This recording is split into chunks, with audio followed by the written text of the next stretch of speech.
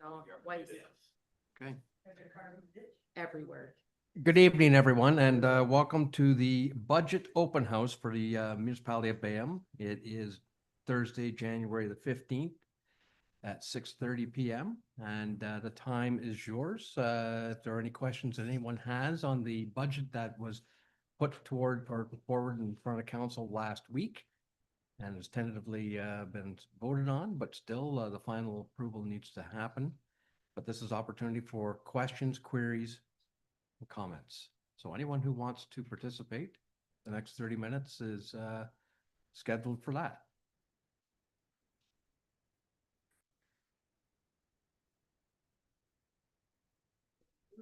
Huh? No, it is an open house. So please, Suzanne, go ahead and ask your questions. Okay.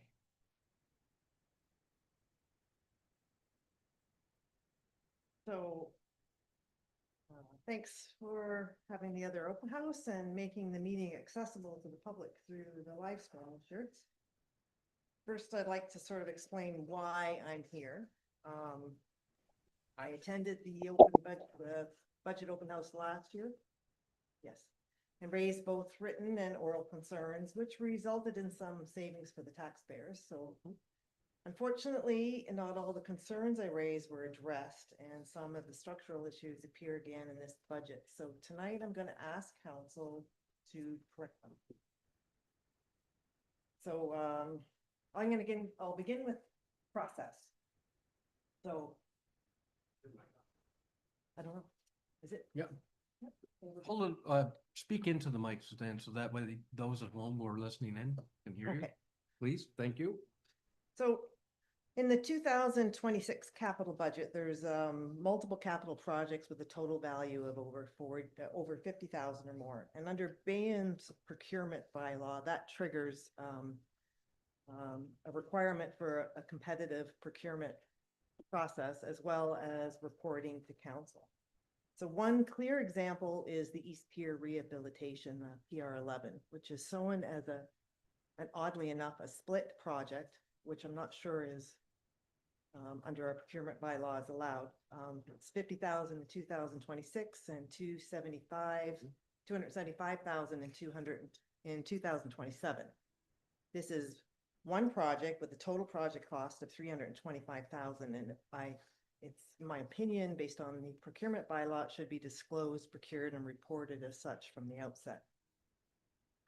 So as requested last year, I continue to expect the capital procurement summary report that identifies total project value, procurement method, and status. And I'm still waiting for that 2025 report. So if the council would like to speak to any of that right now, I'm listening. Okay, Lauren, do you want to address the 50,000? The 50,000 is for engineering. That's why the project split out. Well, I've got more on there. If you're not, Right. I'm sort of right now just want to, I didn't mean to interrupt, sorry. I just wanted to speak to No. the procurement Capital. and the reporting. I know you and I have had a discussion about the capital reporting. It's a shall and not, it's a shall mandated under the procurement bylaw that you have to have biannual capital summary reports, and at the end of the year, also any contractor who has had over $10,000 worth of procurement activity, just any type of activity that also that needs to be summarized. This allows us to see the status of our capital projects, what's being deferred, how much, how it was procured, how much the project came in at. Are we in budget are we over budget? I've not seen one of these capital approach, and the financial reports do not provide the information that's stipulated within the procurement bylaw, which is mainly the CAO having to sign off that everything was done as per the procurement. And that's a requirement that's needed. So we can talk about that. I'll proceed with the other issue, and we can talk about it. I hope to talk about it. So I'm just gonna talk about the Parks and Recreation because I did send out an email and I talked about this last year. I want to focus, and so obviously I have a paper trail on that. So in 2026, the Park and Recreation capital budget includes 115,000 in tax levy funding for projects that were already levied in previous years. 65,000 for the Port Burwell Ball Diamond in 2023, and 50,000 for the East Pier rehabilitation levied in 2025. The same capital items, same scope, no reserve carry forward, no levy recollection. This is not a policy debate. It's not an opinion. It's just basic arithmetic. So that's a big tax impact based on council's decision. Council was told the 2026 budget required a 3.67% notational increase. Council reduced that tax rate to 1.75% by drawing 90,315 from our reserves, which is our savings account, which the treasurer cautioned would reduce financial flexibility. The treasurer cautioned both in writing and verbally to council. What was not presented to council is that correcting the Parks and Recreation levy duplication alone, that 115,000 would have reduced the notational increase by 2.45% without using reserves. That would have resulted in a 1.22% tax increase, not a 1.75% tax increase. I think people would appreciate that. So my question to council is, how is council going to correct the Parks and Recreation duplicate funding in 2026, given that the error is fully identifiable today? Specifically, given that the formal tax rate bylaw is still pending, will council direct staff to reconcile this duplication before the final tax bills are issued, or will you're going to proceed with collecting the levy already funded in prior years? Lauren, first of all, you want to deal with the 2026 engineering cost. Was it done in 2025? So your first item, PR 11, East Pier Rehab. 2026 is the engineering for 50K. 2027 is the work being done for 275. So that's why they're split up. When a project is multi-years, it's split out that way. So we're going to respectfully disagree with the procurement bylaw. You cannot split a project. It has to be, it's one project. It has to be, it's not two projects, it's one project. So it should be based on the procurement. You can't separate it out, but you took 50,000 from the 2005 tax levy. And now you're trying to take 50,000 from the 2026 tax levy. So first off, you're talking the 2025 levy for the East Pier, correct? Right. You don't have a surplus report out, so and it didn't show up in the reserves on the draft budgets. So I don't know where that money's gone, but the surplus report's not out. So I don't know where it's consolidated, but I'm sure that can be corrected before we have a final tax rate. I do have a electronic screen capture of the 2025 final budget. Give me a second, please. Yep.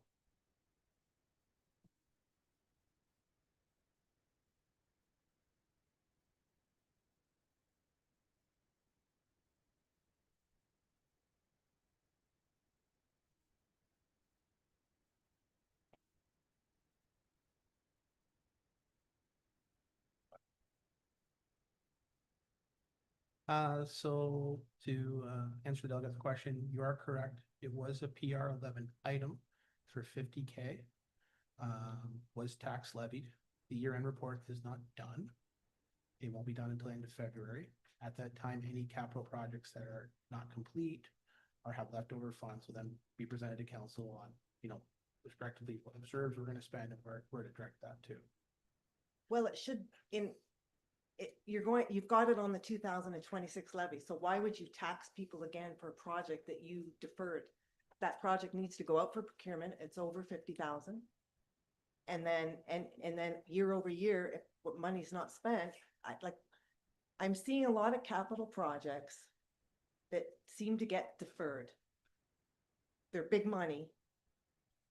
I don't know where that money goes. It doesn't seem to go in. So for the facilities, it's not going into the facilities reserve. For the for the Parks and Recreation.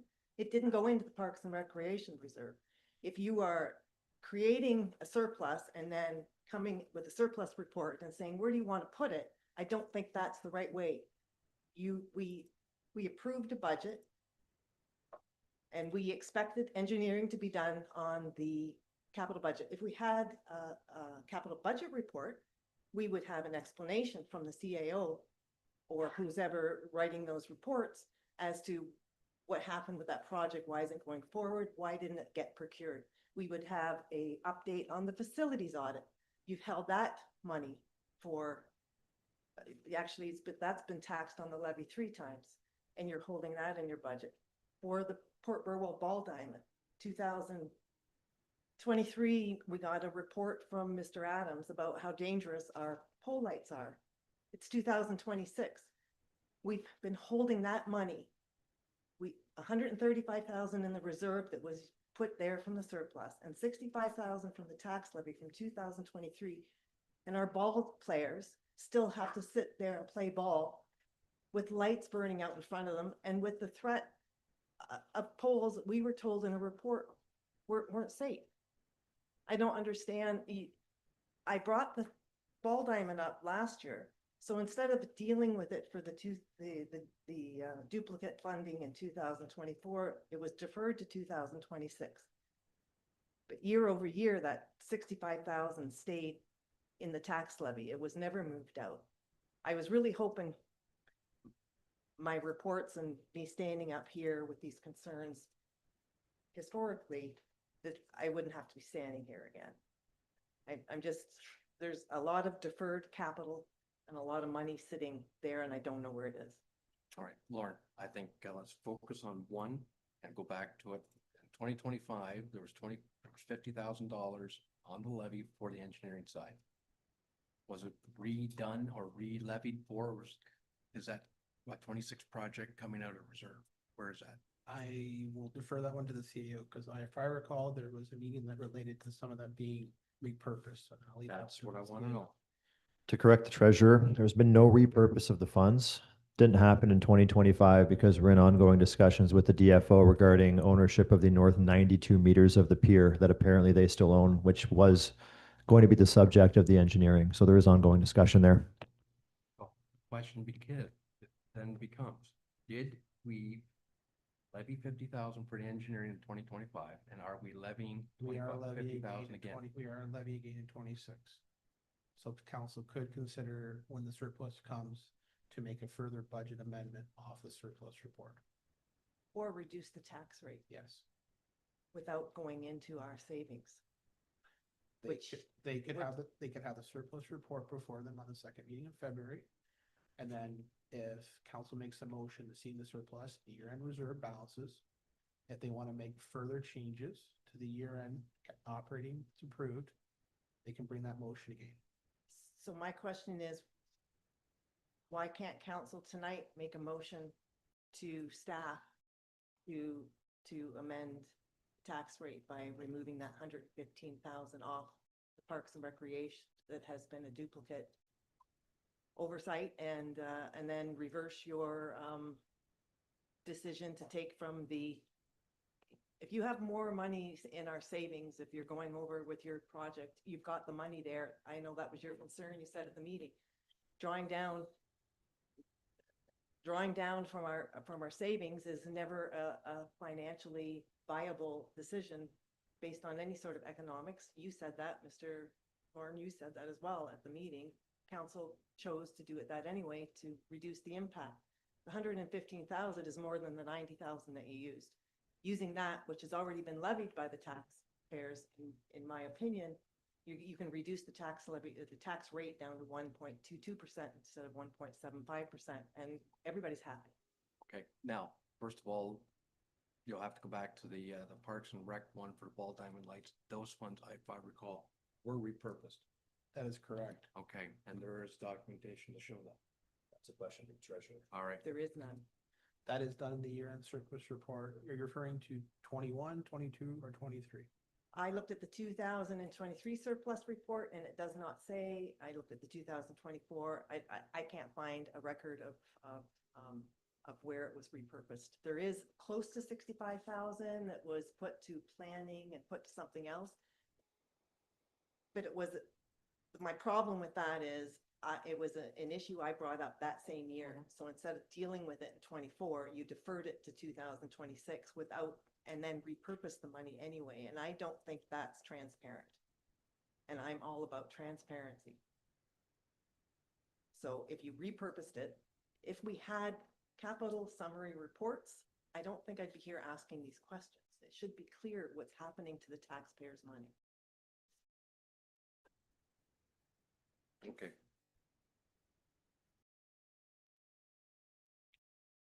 Okay, you've got a list of these various funds that you'd like to have.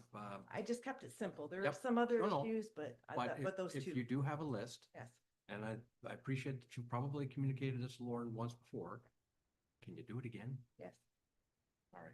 Now, to answer your question, why don't we put a motion on the floor this evening to change that? Because we're not in formal session. This is an open house. No, I know, but you will be shortly. We will be in, but it's the budget itself. Is it on, is the bylaw on tonight? No. No, the bylaws aren't on tonight. We're still waiting for the county rate and the education rate. Best practice for this, if a motion is to come forward, it should be a motion that's put on the agenda ahead of time, not the night of the meeting. That's not transparent. So with a number of finance reports coming to council in February, as usually happens, including a surplus report, the time to consider this would be then. That'd be best practice. Okay, and then at that time, you bring forward reconciliation of those concerns.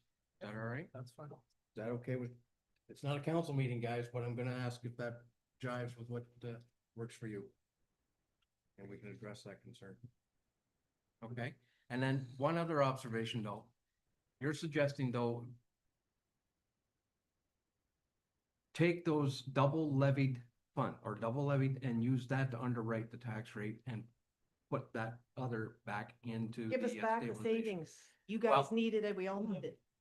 Yeah, it is a rate stabilization account, and that's what it's for, is to take the peaks and troughs out. And the thinking, I believe, behind council this year was because it went at it pretty hard and heavy over the last several years trying to retire this particular debt. We wanted to give repairs a break, but I didn't want to empty the cupboard. I wanted to have something there in case something comes along. Well, That's all. this would resolve, Well, it's something for consideration. I know you were looking at repurposing. If a grant comes out for the ball, then you had some ideas about Yep. where you wanted that money to go. That wouldn't happen, but Okay, well, thank you for that. We've got a couple of people online, like I don't want to cut you off, but no, I'm fine. are people, do they have questions? Like, does Mrs. Marlette or Mrs. Edwards have any questions they want to raise?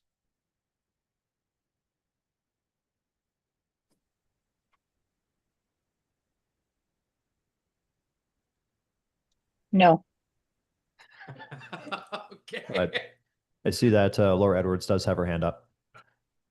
Oh, okay. Well, it wasn't her that responded. Okay. Laura, please. Hi, I guess I agree with Suzanne, is that when you review the budget, you see things that are levied in one year and then levied again and again and again, and it just seems like you're just keep paying for the same items over and over and over again. So I can certainly agree with what Suzanne is saying, because I see it myself when I look at things going, I think the facility audit's in the budget every year. Lauren, please. The facility audit was in one, and then the year that it did not get performed, that money was immediately reserved to the facility reserve. Okay, perfect. But there are other items that just seem to keep showing up, and you just keep re-levying that, those items. So I too will take a look and see what I can notice, and we'll send in an email. All right. Thank you for that. Thank you. Got a few minutes left. Does anyone else have any comments or questions?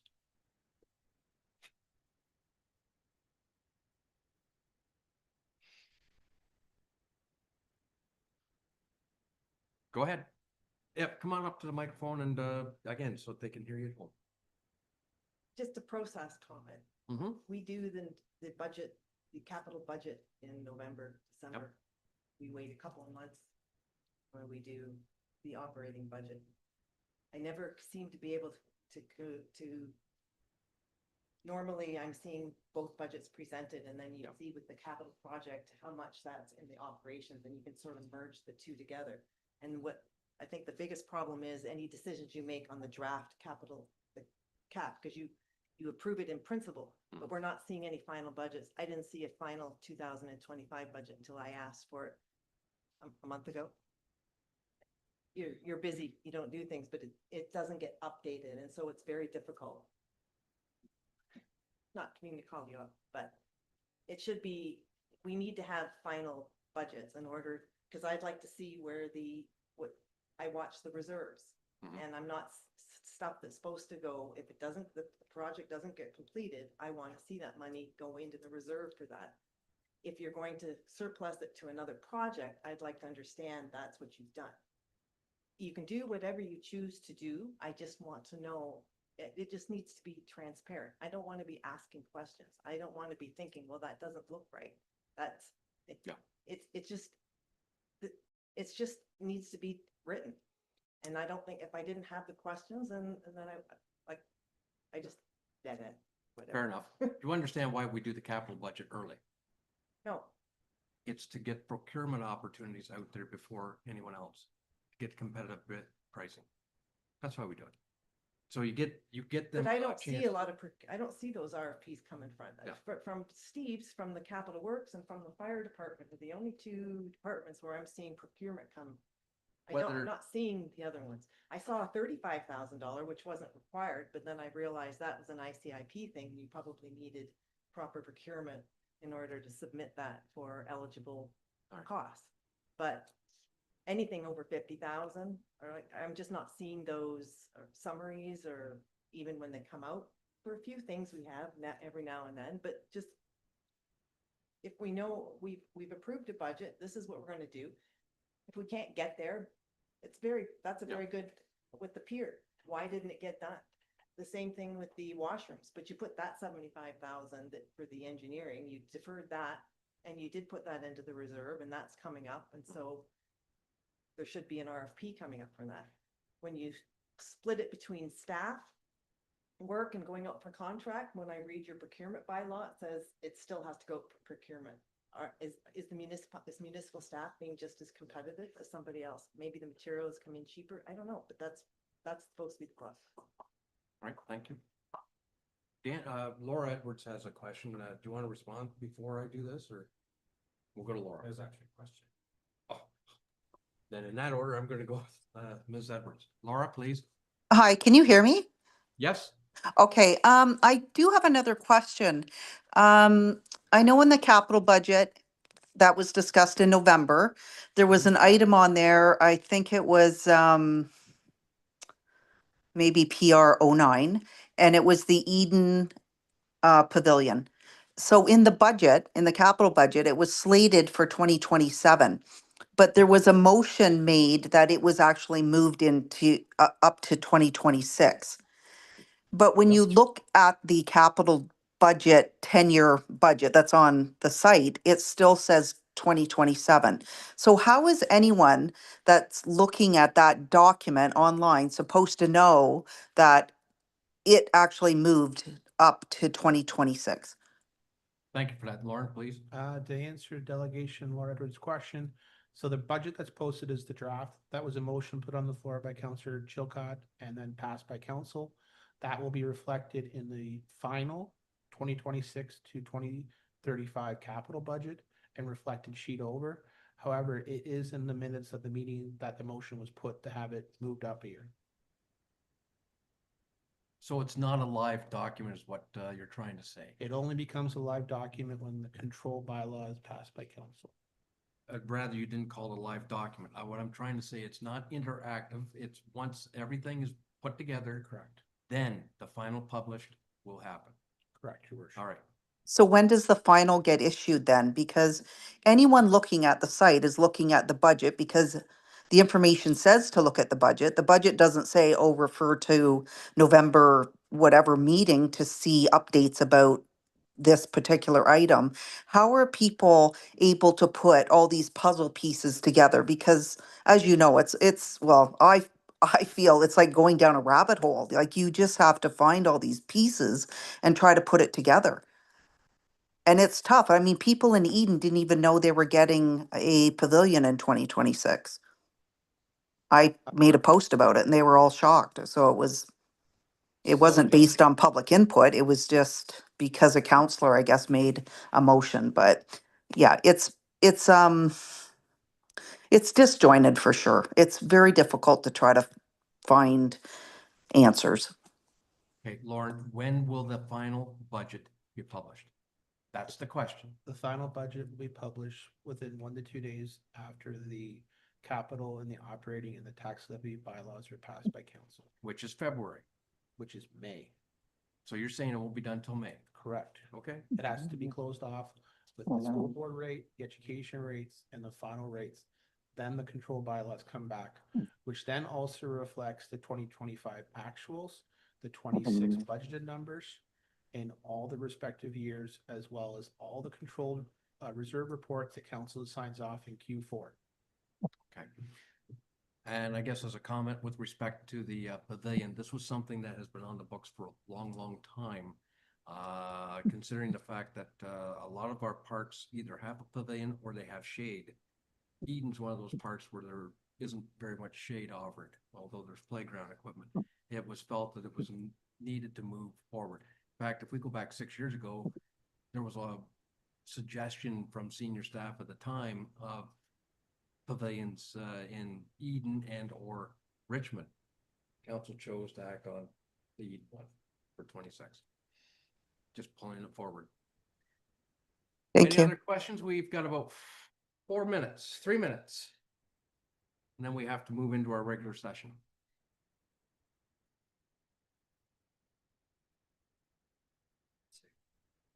Okay. We'll let it run out. I'm sorry. Yes, Dan, you had a question. Okay. You'll defer.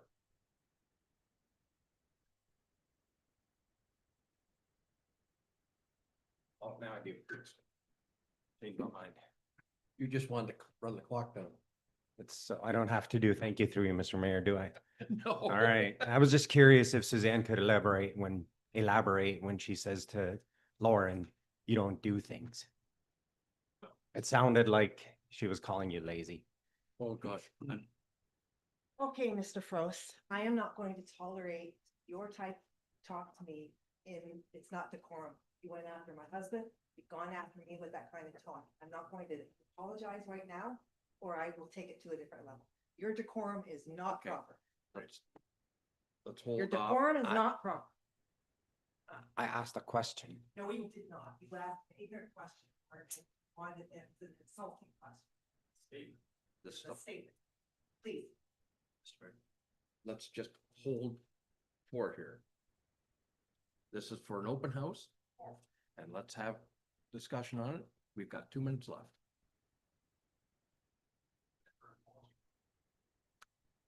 Well, arguably it could go both ways. I'm sorry.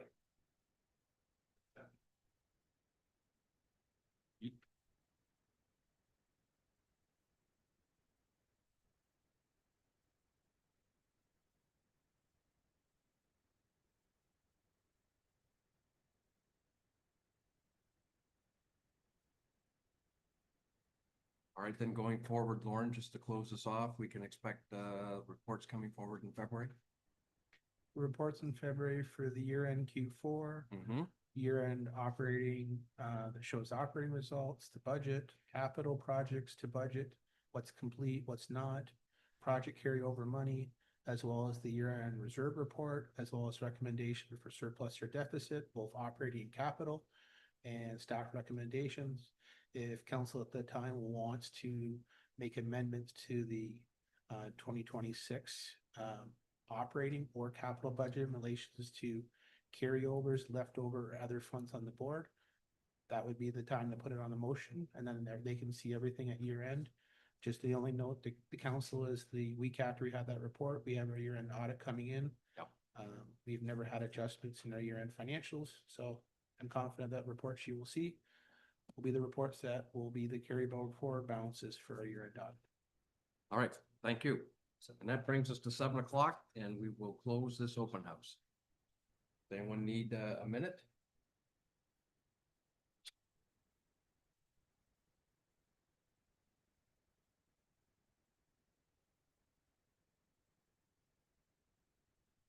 Shall we move immediately in? Good. All right. Okay. Good evening and welcome to the regular session of council. It is Thursday, January the 15th, 2026, 7 p.m. and I will call this meeting to order. Going to remind members of any disclosures of pecuniary interest and the general nature thereof.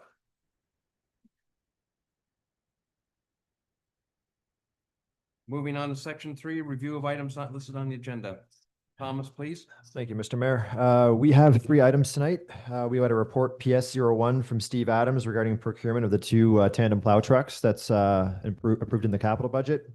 Report FR01 from the fire chief in regards to a grant, joint grant received for mental health supports for public safety personnel. And report CAO2 from myself regarding staff comments. We're looking for an endorsement for the Elgin County Transportation Master Plan. Thank you very much for that. Section 4, announcements for the evening. Does anyone have anything? Thank you, Lord.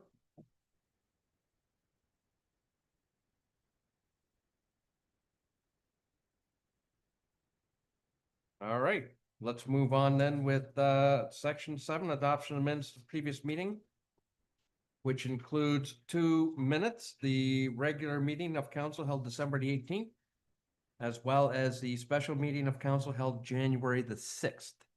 Everyone's had opportunity to peruse those minutes. If there are no errors or omissions, I would entertain a mover and seconder for the following: that the minutes of the regular meeting of council held December the 18th, 2025, and the minutes of the special meeting of council held this January the 6th, 2026 be approved as presented. Can I have a mover, please? Councillor Emerson will move. Councillor Feroz will second. All in favor? Carried. Moving on to section 11, physical services and emergency services, 11.2, reports to council. We have a report PS 0126 by Steve Adams, Manager of Public Works, Drainage Superintendent, regarding capital items number PW 25 and PW 29, tandem plow trucks canoe procurement group. Steve. Thank you, your worship. Good evening, council. The report before you, yes, regarding PW 25, PW 29 is for the replacement of 2 tandem snowplow trucks. If you recall, in 2015, March 19, 2015, council passed procurement bylaw 2015-030, which allows cooperative purchasing when it's in the municipality's best interest. Council received the report TR 19-25 regarding 2026-2035 capital budget on November 4th, 2025. The approved budget in principle. The approved draft included the replacement of 2 tandem plow trucks under the Public Works Capital Program. So capital item PW 25 and PW 29, they're replacements for a 2014 International and the 2015 Mack tandem plow trucks, which have reached the end of their service life. Staff utilizing Canoe Procurement Group to procure the replacements of the trucks were permitted under the procurement bylaw, and a quotation received by Viking Surveys Limited on January 9th, 2026. The proposed purchase for the 2 tandem plow trucks equipped with Viking plow equipment cost $474,215 plus HST per unit for a total of $948,430. By paying the chassis up front in 2026, the municipality will receive a savings of $30,000 for both of those units. This balance, or this reduction in cost, is for the storage and interest from the buyer to the, or from the truck builder to Viking, the plow equipment operator. So they have such a backlog that a Freightliner, in this case, this price is, sorry, I don't know if I mentioned it, is based on the Freightliner. They are the cheapest through the Canoe procurement. They put the cost from Freightliner down to Viking Surveys, which just gets handled down to the customers. So if the chassis are procured in 2026, the remainder of the balance will likely be Q1 or Q2 of 2027. And also at this time, this is when the warranty actually starts. So it doesn't start when we purchase the chassis, it starts when we receive the truck. So it's kind of, all it is it's an extra dollar they attach to the trucks to hold the vehicles for that long. Otherwise, we pay the full amount in 2027. So the approved capital budget was for $1,040,000 in tax levy, funding the purchase with an additional 40,000 in surplus of the two existing units, 20,000 apiece. Any remaining surplus from the buy would be transferred to reserves for later on in Public Works Department. Staff recommend moving ahead. It was the time, and that's kind of why it was a last minute report I received on January. And I was told we have to move on the quote before February 1st. So we had to get it on this budget. If council wishes to move ahead, this is the price. This is the price in 2027. And staff recommend moving ahead with the procurement of the two Freightliners. There's any questions? All right, council, any questions? It is a lot of money, but that's the But there's a lot of price of savings. those vehicles. Should round it up to $1 million. Yeah, yeah. Yes, the just for a little additional info, just looking at the neighboring municipalities, every municipality has different trucks. Unfortunately, we've tried in the past to get together, come up with a plow truck. There's a lot of there's different engines, different hills, different, topographies. So everybody's on, however, this cost for this truck is relatively in line with everyone else that's purchased in 2025 at least. And I can also say, I think we're about 22,000 more than we paid for our 2023 buy. So it's a bit of increase there. Same truck, exact same truck as we received actually this year in 2025. So it's a 2027 truck, and fortunately it's 14 months plus to get it built. All right. Any other questions?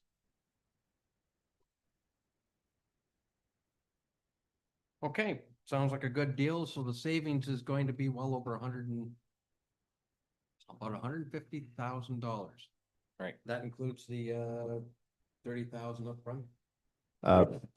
Yes, my understanding, correct me if I'm wrong on this one, Steve, but total all-in costs on this are the 918. We're saving 15,000 a unit because we're procuring the chassis early, and with applicable HST, we come in approximately 934,000. So that gives us $146,000 in potential savings here.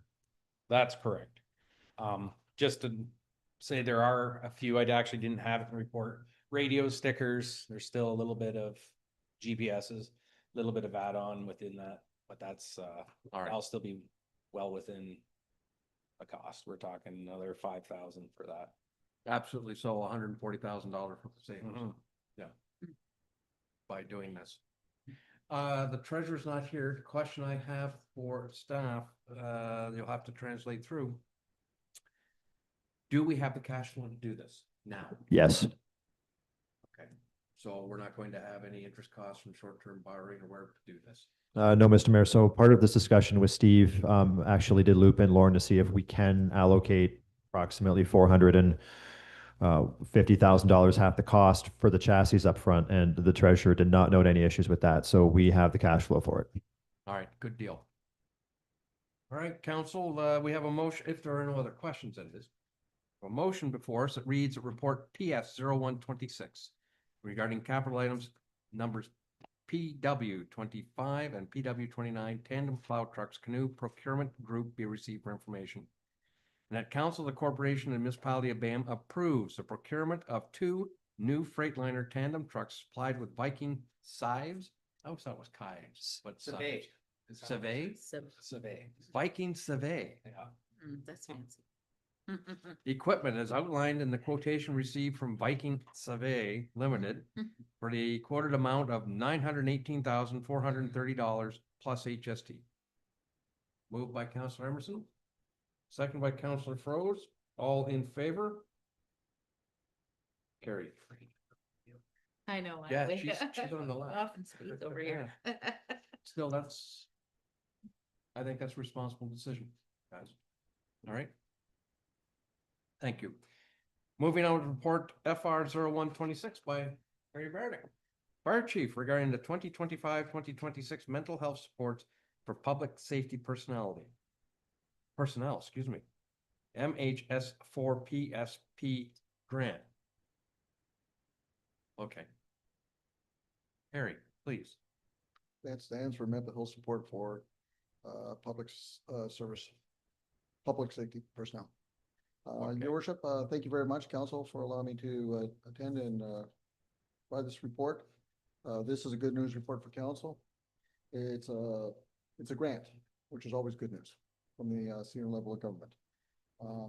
Quickly, as it's read in the report, mental health in public service, it costs municipalities millions of dollars in lost wages, claims, downtime, and most important, or most seriously, when suicides from first responders. I can note that I recently heard an article, or read an article from Greater Sudbury, where a adjudicator actually awarded the municipality the cost of paying a life insurance because life insurance plan would not pay for the claim of suicide. That was a very costly claim to the municipality. On November 14th, as stated, basically the Right Honorable Michael Kisner from our Solgen partnered with Warriors of Canada, Wounded Warriors of Canada, to provide a service called Warrior Health. This is an online program that's available to all frontline personnel. And this not only is just police, fire, and ambulance, this is actually going into corrections, also includes things as our dog, our animal control for the province. Anybody that has a stressful relationship, and also the coroner's office.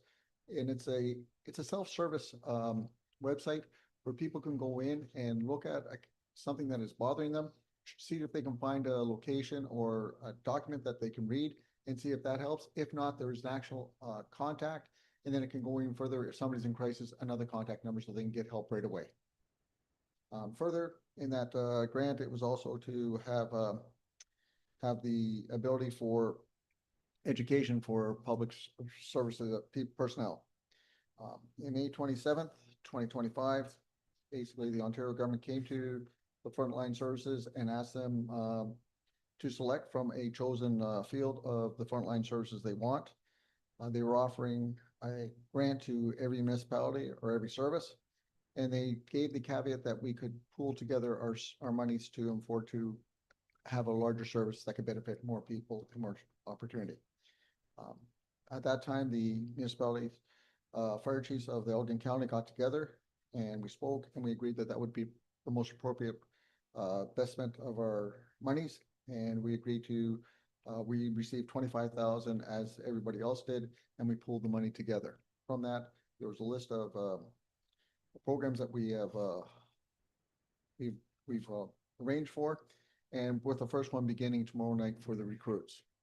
This is a program for first responder new employees onboarding to educate them as to the concerns of mental health and how to prepare themselves to recognize it. Recognizing it is one of the first key things in with regards to mental health. And with that, I leave myself open for questions. All right, thank you, Chief. Does anyone have any questions?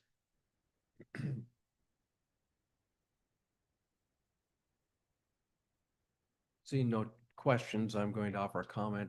Congratulations, Chief, to you and the chiefs from across Delvin County for putting this together and for working together and showing those kinds of synergies. This is just another example of what can be done when you work with your partners out there. We didn't have to do this all on our own, but by working with 4 or 3 other departments, been able to put together a program that's going to offer hopefully real benefits. We're looking forward to it. I have to say kudos to the municipality of Malline who actually led the, who's actually coordinating this effort. Without them, it would be a daunting task for any of us. Yes. So I'm very grateful for their administrator clerk, Monica Batter, who's done a great job in doing this. All right. Perfect. Thank you, Worship. Council. All right. Have a report or a motion before us that reads report FR 0126 regarding the 2025-2026 mental health supports for public safety personnel, the MHS4 PSP grant be received for information. Do I have a mover and seconder? Deputy Mayor Weisler will move.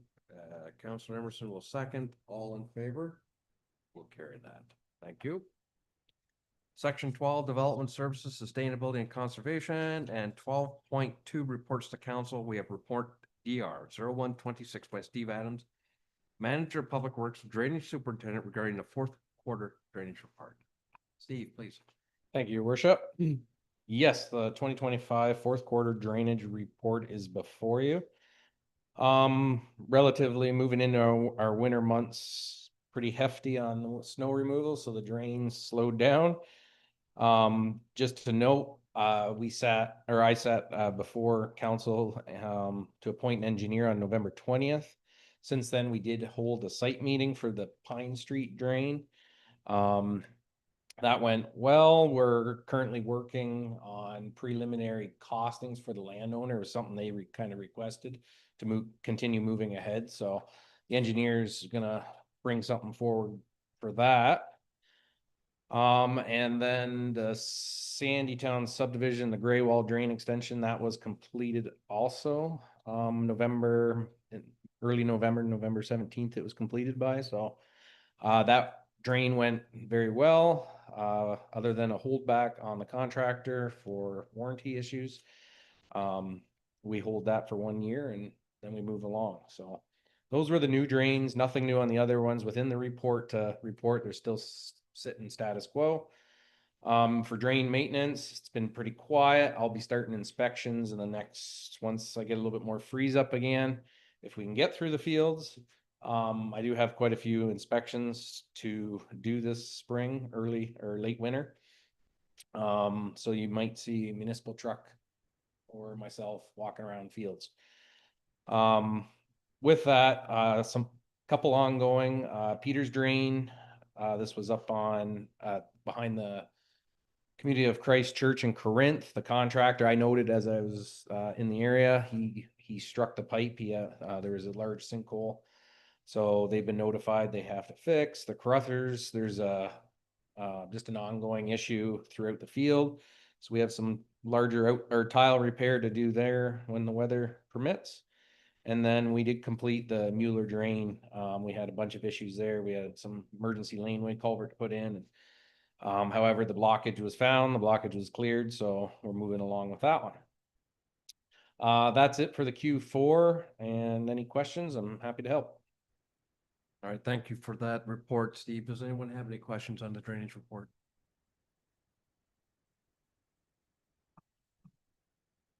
Well done. No one's got any questions for you, Steve. Next time. All right, we have a motion that reads report DR 0126 regarding the 2025 fourth quarter drainage report we received for information. Can I have a mover and seconder? Deputy Mayor Weiser will move. Councilor Emerson will second. All in favor? Carried. Item B, report DS 0126 by Scott Sutherland, Chief Building Official regarding the fourth quarter building report. Thomas, you're Scott tonight. I'm Scott tonight. Thank you, Mr. Mayor. So The highlights of the fourth quarter report is that the fourth quarter was better than Q3. Q3 saw a significant slowdown for building activity. We saw things pick back up in the fourth quarter, which to a great degree salvaged our building revenues for the year.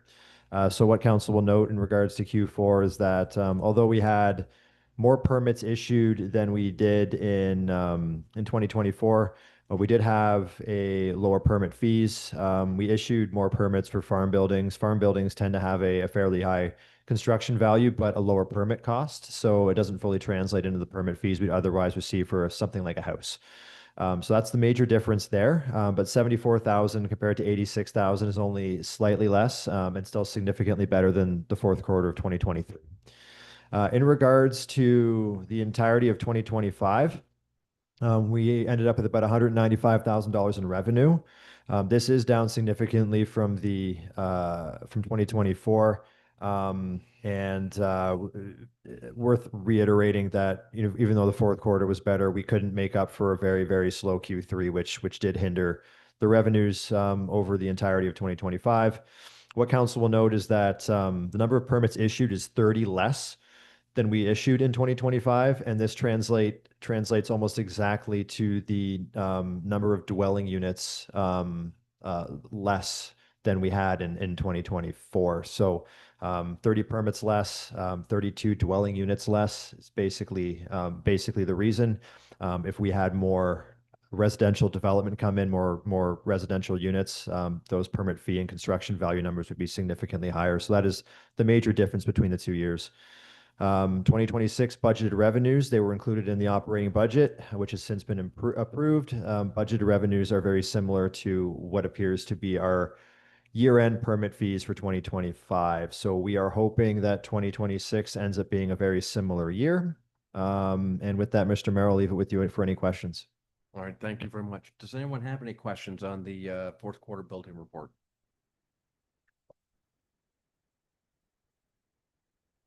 Again, just an offer and comment. It is very good and shouldn't say reassuring, but it is nice that things picked up in the fourth quarter because things were starting to look a little dismal for the year. Hopefully, this is a signal of perhaps some confidence coming back into the industry, and perhaps we will have some better activity in 26. I still think we got a long road ahead of us, honestly, but. Okay. All right. Motion would read that report DS 0126 regarding the fourth quarter report be received for information. Moved by Councillor Emerson, seconded by Councillor Froese, all in favor. That's carried. Thank you. Brings us down to correspondence 13.11 to receive for information. Item A, Township of Nairn and Hyman regarding the steel and softwood lumber sectors. Item B, Municipality of Huron Shores regarding improvements to Highway 11 and 17. Item C, United Counties of Leeds and Grenville regarding Municipal Accountability Act. D, City of Brantford regarding call for reform and publication of the Ontario Sex Offender Registry. E, Town of Prescott regarding waste incineration.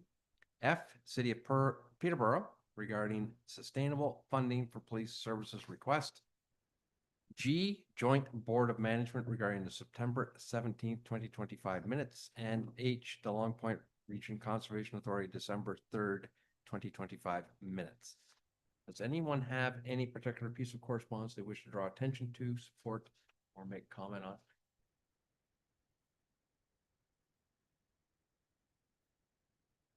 Okay, seeing none. The motion would read that items 13.11A through H be received for information. Moved by Councillor Froese, seconded by Councillor Emerson, all in favor. That's carried. 13.2, report CAO 0226 by Thomas Thayer, CAO regarding the Elgin County Transportation Master Plan. Thomas, please. Thank you, Mr. Mayor. I apologize for bringing this late to council. We received notification of the Elgin County Council passing their transportation master plan on December the 11th. So we were advised on December the 15th, and it was frankly too quick to shoehorn it on for the December 18th meeting. The TMP, as approved by the county, is intended to guide county transportation planning over the long term, and includes directions on things like road network priorities, safety, multimodal connections, and potential changes to road ownership and responsibilities between the county and lower tiers. The county has provided opportunity over 30 days for the public and lower tier municipalities to provide comment.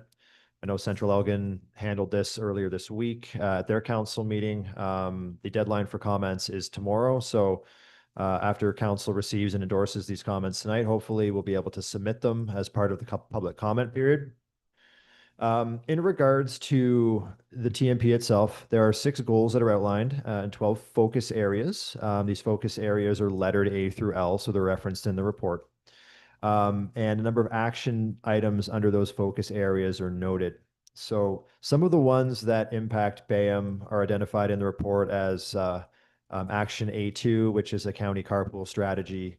C1, focus area C in general talks about road rationalization and what roads to upload to the upper tier or download to the lower tier. A number of transfers are identified in the TMP regarding Bayham. So there's near-term transfers proposed for Fulton Street, Chatham Street, Wellington Street, a small part of Robinson, which I didn't include in this report, and Victoria Street, all in Port Burwell and Vienna, and longer-term transfers of Eden Line between Plank and Culloden and County Road 55 between Heritage and Glen Erie. And there's also the suggestion of transferring over the Edison Drive Bridge to Bayham as well. Focus area D talks about reviewing collision data, engaging with partners on road safety, and seeking to apply federal and provincial guidance and best practices in addressing speed limit reduction requests for county roads. Focus area E is responsiveness to changes and challenges. So this talks a little bit about county development charges. This is something that this council, the previous council had considered and at the time had opposed due to concerns about how funds levied in Bayham would ultimately be used. A county EV charging strategy and up-to-date transportation information being communicated in regards to the MTO, household data, and connectivity. Some information in there about pedestrian crossings, the potential for regional countywide transit, and supporting the movement of agricultural equipment and road design are all things that may potentially impact Bayham. The report before you specifies that there are a few items in the comments that require a little bit of extra attention. So they're highlighted. The first one is the carpool locations. Bayham is the only municipality that does not have a proposed carpool location within its geography. I guess to be exact, neither does Malahide, but Elmer does. And since Elmer is wholly contained within Malahide, then just consider that Malahide would have access to Elmer's, but Bayham doesn't have any, even though Dutton, Southold, and West each have one location. So staff, given this proposal and focus area E's proposal for EV charging stations and a countywide approach, it may be reasonable to recommend a carpool location in Bayham where an EV station can be co-located. It's worth noting that we do have item FA06 in the capital budget that talks about locating electric charging stations. So there could be the possibility to co-locate these two. Road rationalization is really the big one here. Bayham is the lower tier that's most impacted by proposed road asset transfers, and there are significant impacts that come from this. Before getting into the impacts, it's worth noting that the county has not established a transfer protocol yet. So we don't know how the assets are going to come to us, what documentation will be provided, whether they're going to come to us in like as is and we get, financial compensation to deal with the capital upgrades, or whether the capital upgrades occur at the county level and then we get the asset and then have to integrate that into our AMP without the financial backing. So there are some considerations there. Our insurance premiums will likely also increase because we are taking on additional road and bridge assets. These come with their own replacement values and liabilities. We do have some concerns about how this would impact the road maintenance agreement as we maintain county roads. And if those county roads become BAMs, then the funding under the RMA in theory would decrease. And the municipality of Bayham has historically always overfunded the RMA. We pay more than we're allocated for, just the way that it seems to have worked out based on the reporting. You mean winter maintenance? Yes. Okay, thank you. Yes. Yeah. The other comment I wanted to make is that County Road 55 is a boundary road between Bayham and Norfolk. So there would likely have to be a boundary road agreement that would be established outlining things like maintenance, capital improvements. There's administrative time that comes into that. And the one thing that I don't know if other municipalities have identified is that if we're taking on more of these roads, particularly in Burwell and Vienna, there's drainage assessments that come with those.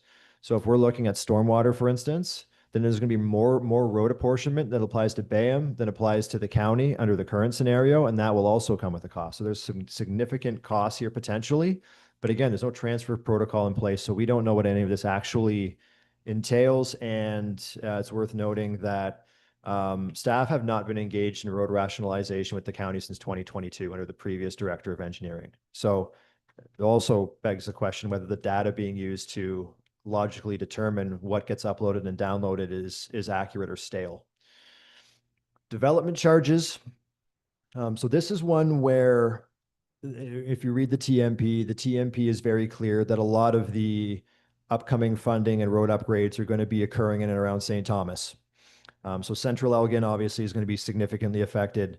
Some of the components in there regarding transportation, carpooling, that sort of thing, focus between Southwold in the west and Elmer in the east. Things taper off significantly as you get further east to Bayham. There is the concern from staff's perspective that the situation now hasn't really changed much from 2021, 22 when development charges were last considered, and that funds levied for development in Bayham would ultimately get applied in the center of the county more so than they would here. So relatively, there'd be less left for Bayham County improvements. In general, however, we are supportive of this. I mean, transportation is extremely important. There are some interesting aspects in there about alternative modes of transportation, regional transportation that apply. That would be a great thing for Bayham should it have access to it.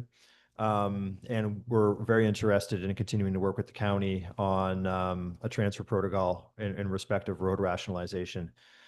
All the comments in full are attached to this report. Steve and I have been involved in drafting this up for council's consideration, and we'd be looking for council's endorsement to direct it to submit these comments to the county prior to the closure of the public comment period, which is tomorrow. So with that, Mr. Mayor, I'll leave it with you and council for any questions you might have for myself or for Steve. Thank you very much for that, Thomas. Any questions?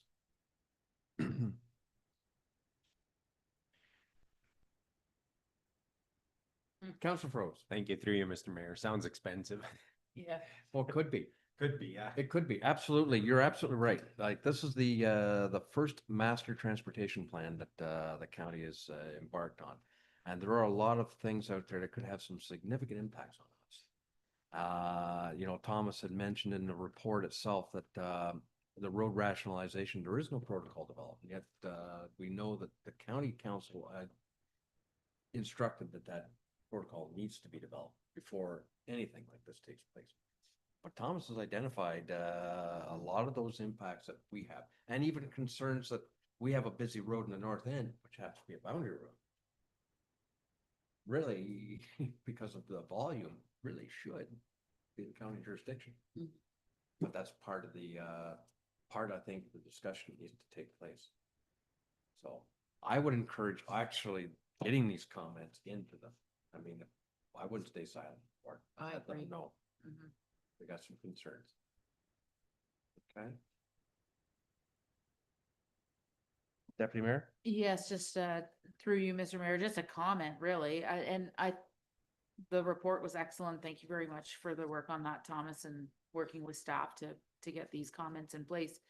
I just find it interesting that on one side, we're trying to streamline a lot of services to the county. Now, on the other side, they're trying to download some of these, you know, infrastructure projects that could become very cost prohibitive for the smaller tier. So anyway, I just find it like, that's just a comment, you know? Just a quick comment that it's interesting that we're having this discussion now because only a few months ago, council approved its financial strategy for its AMP. You know, we take on a bunch of roads like these. Now we're gonna have to revisit that financial strategy, and there are going to be significant impacts to potentially significant impacts to taxpayers in Bayham. Yeah, 100%. Okay, so any concerns with moving the comments forward? Ew. I don't think so. All right, and thanks for the report. We have a motion that reads report CAO 0226, regarding the Elgin County Transportation Master Plan be received for information. And that staff be directed to submit the comments to Elgin County prior to the closure of the public comment period. I have a mover and seconder for that. Councillor Emerson will move. Councillor Froze will second. My apologies, Deputy Mayor, but my okay. attention's over there. It's all good. All in favor? That's carried. Thank you. Brings us to, we have the bylaws? Well, so that brings us to other business for evening, which we're going to be going into an in-camera session. We'll go into in-camera, we'll take a quick break, okay? That council do now rise to enter into an in-camera session at 7:36 PM to discuss a confidential item regarding personal matters about an identifiable individual in advisory committees. Item B, confidential item regarding advice that is subject to solicitor-client privilege, including communications necessary for that purpose, a position, plan, procedure, criteria, or instruction to be applied to any negotiations on or to be carried on by or on behalf of the municipality or local board. Mover. Deputy Mayor Weiser will move. Councillor Emerson will second. All in favor? That is carried, and we are now in closed session.